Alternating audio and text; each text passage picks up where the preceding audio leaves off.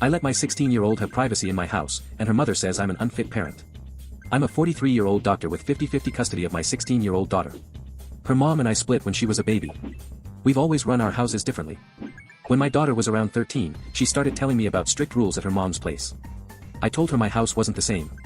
She said, "Mom won't let me see friends on school nights." I said, "If homework is done and you have a ride, that's fine here." She said, "Mom says I have to dress modest at home." I said, "At my house, wear comfortable clothes." She said, "There are no locks on my door." I said, "I'll put a lock on your door here." She said, "Mom won't let me drink soda." I said, "I'll add it to the groceries." My ex called and said I was letting our daughter get away with everything and teaching her to disrespect rules. She said I was the reason our daughter pushed back at her house. I said our daughter was almost an adult and needed trust, not fear. She yelled and said strict rules keep teens from going bad. She threatened court if I didn't tighten up. I started checking facts instead of arguing.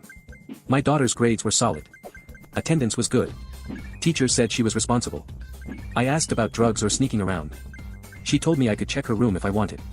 I did. Nothing was there. I asked about tracking. We agreed to use Life 360 as a safety check, not control. If plans changed, she'd text me. I also told her to stay respectful with her mom and to tell me if a rule crossed a line. My ex said privacy lets teens hide drugs or boys. She said friends distract from school. She denied commenting on our daughter's body, but the rules stayed strict. I set clear rules at my house and wrote them down. Privacy lock stays. School comes first, then friends. Comfortable clothes at home. Regular clothes when going out or when guests are over. Answer texts when out. Life 360 for safety. Basic chores. I stay out of her room unless invited. I sent the list to my ex and asked for a neutral mediator to agree on basics like privacy, safety, and respectful language. She said none of it was up for debate. On swap day, my daughter shut herself in her room. When I checked on her, she was crying. She said her mom told her she would take me to court and make sure I never saw her again. I told her this wasn't her fault and that I wasn't going anywhere. I called a family lawyer for a consult.